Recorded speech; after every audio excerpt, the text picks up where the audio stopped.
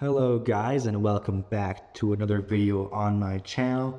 Today is March 7th, 2024 and we are about a month to 2 months into Donald Trump's presidency. Right now his approval rating is standing at almost 50%. His disapproval is at 47.5, which is about a spread of 2%. It has stabilized around 2% after he had a pretty high approval rating. It has come down now and it has stabilized around 1 to 2%, which I do expect to continue going into the rest of his presidency. Depending on what happens, there could be events that do shake it up a little bit, bring it up or bring it down. He did have his kind of State of the Union speech. It's not really a State of the Union, but it is kind of like a joint session speech with Congress, and that did go very well. It was approved of by 70-ish, more than that, percent of people who did watch it. And even the ones who didn't watch it, a vast majority did approve of his speech. So I do expect him to be able to go up in polls like the newest ones coming out, in which he will have a little bit of a boost. All presidents usually have boosts after making a really popular speeches. But either way, this video is not going to be about Donald Trump. It's going to be about the 2028 election and what really is going to go down in that election if his approval rating remains at around 50%. Because if 50% of the population does approve of him, it means that amount of people will most likely be voting for the Republican candidate in 2028. And that right there would definitely cement a win for a Republican. If Democrats are only able to amass 47.5%, it will be similar to this election where Donald Trump had around 50% of the popular vote and Kamala Harris had around 48-ish, 48.5, which was not enough at all and did secure Donald Trump a pretty solid win in most of these swing states where he was able to win by comfortable margins in most of them. So let's get into this map now, and it is going to be on probably the most likely candidates on the Republican side.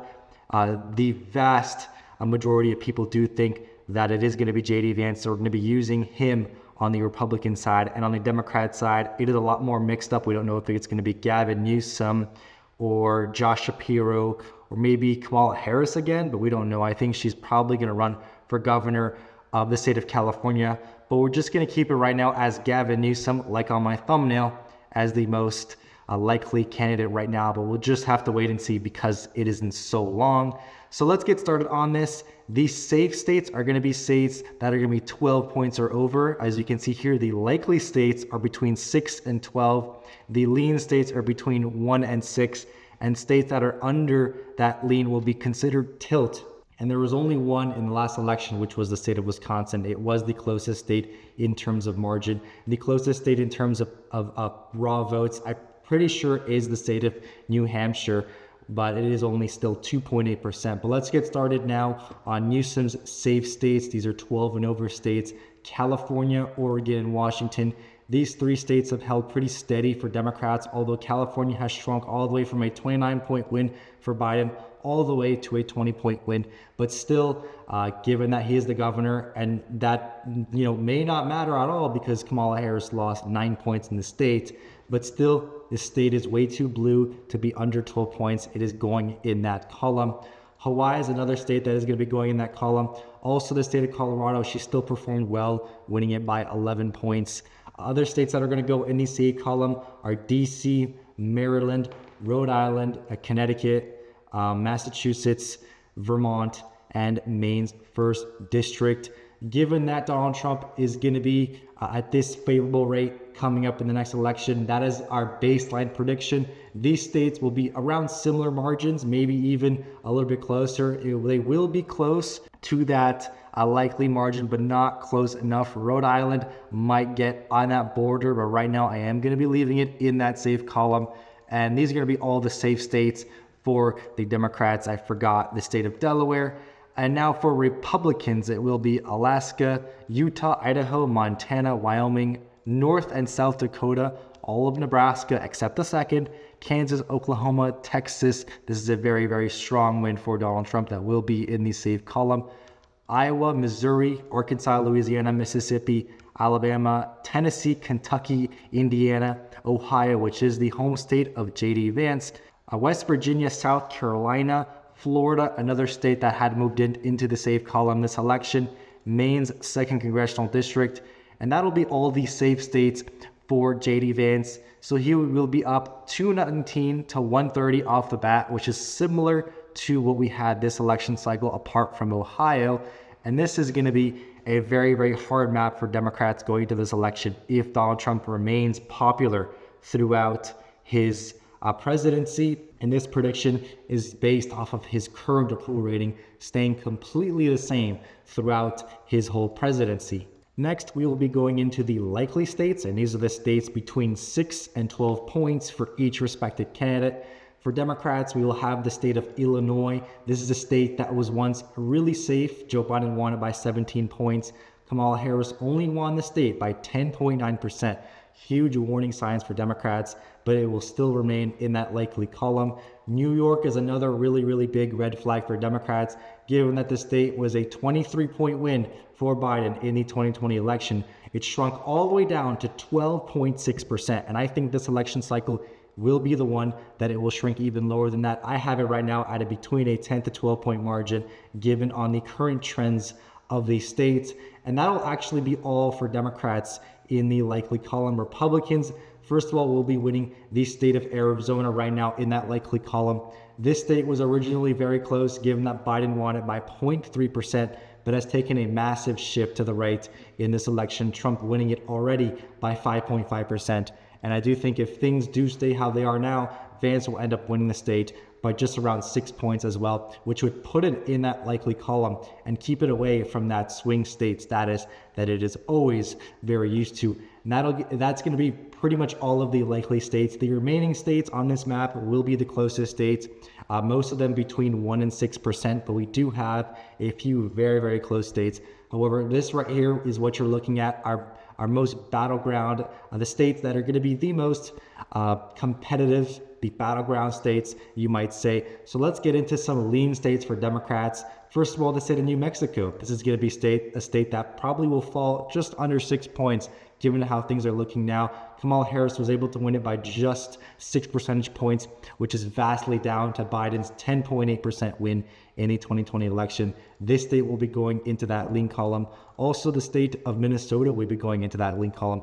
Another state that was very disappointing for Democrats, given that Tim Walz, which is Harris's running mate, was on the ballot with Harris, and still a massive decrease from Biden's 7.1 win all the way down to only 4.2% for the Democrats. This will probably be a similar margin for them in this election cycle. Nebraska second. This is a district that Democrats are probably going to end up holding, so I will keep them holding that. Similar with Maine, I think this will still be a solid margin. Harris was able to win by 6.9%. It will move a little bit right, but I don't think enough to really make too much of a difference.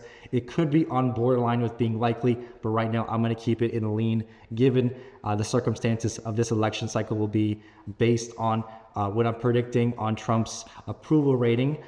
Some other states that will be in the lean column for Democrats would include the state of New Jersey. And this one is going to be very, very interesting because they do have a governor race coming up this year, actually in November. This is a state that Joe Biden won by 16 points, 15.9 points, shrunken all the way down to 5.9%. This is already a lean state last election cycle, and I do think it will possibly even narrow further into becoming a swing state in the 2028 election cycle. Not very good news for Democrats right there. They will have two more states in the lean column. That'll be the states of New Hampshire and Virginia, two states that were also very close, given that Joe Biden won them both by much more comfortable margins, and their margins have been cut pretty much in half. New Hampshire was very close, only a 2.8 win, and Virginia was only a 5.8 percentage point win for the Democrats, and that'll bring them all the way up to 226 with all the lean states. But Republicans also do have some lean states, starting with Nevada. This one could be very interesting. Nevada is a rightward trending state. In the 2016 election, Clinton won it by the same exact amount as Biden in 2020, and then in 2024 it moved very much to the right, and Trump was able to win it by 3.1%. I think JD Vance would expand on that margin. This state is moving right, and I do not think Democrats will win it in a presidential election. in the near future, seeing how things go now. But obviously, things can change. I'm just talking about the trends and what's happening in the current date. But moving on now to the state of North Carolina, this is another one that Democrats have been not able to really shatter the wall in. Every single election cycle, they do lose the state by narrow amounts. And this time, Trump was able to win by a decently comfortable 3.2%, which is around more than double of what he wanted by in the 2020 election. So this state is going to be going into that lean column. And that does leave the remaining 4 states. These are going to be the closest states, in my opinion. And right now, this is very hard to do. But given from the approval rating of Donald Trump, all 4 of them will be going into that lean column between 1 and 6%. They were already all between 1 and 6% in this election, apart from Wisconsin. So in this election cycle, the next one coming up, right now, all of them will be going into that lean column for J.D. Vance. And this will be a very similar, almost exact margin map to the 2024 election based off of what is going on currently. Things could change, but this is what the kind of map we're looking at right now. You could see a scenario where Donald Trump remains popular, maybe even getting a little more popular, and that would really help Vance win states such as Minnesota, New Mexico, New Jersey, Virginia, and New Hampshire. But right now, this is the map we're looking at. But thank you guys so much for watching. Please like and subscribe. Put all your comments in the section below, and I will check you guys out in the next one.